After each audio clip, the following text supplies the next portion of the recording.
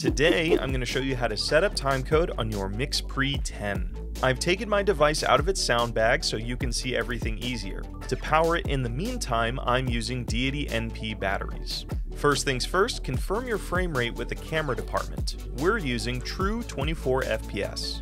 On your TC-1, scroll over to the frame rate section and match it to the camera. Next, scroll over to the out type section and select L out. To connect the TC-1 to your mixer, you will need a locking TRS to BNC cable. Locate the timecode input on the left side of the mixer and plug it in. In the MixPre's menu, select Inputs and set your aux-in mode to something other than timecode. This will make the device pull timecode from your BNC instead of the aux anytime the unit is powered off and on.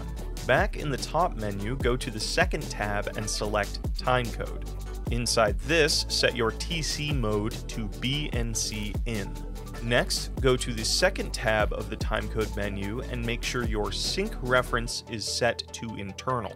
When you exit the menu, you'll see that your unit now has timecode and is ready to be synced with the rest of your set. Mount the TC-1 to your sound bag and happy shooting.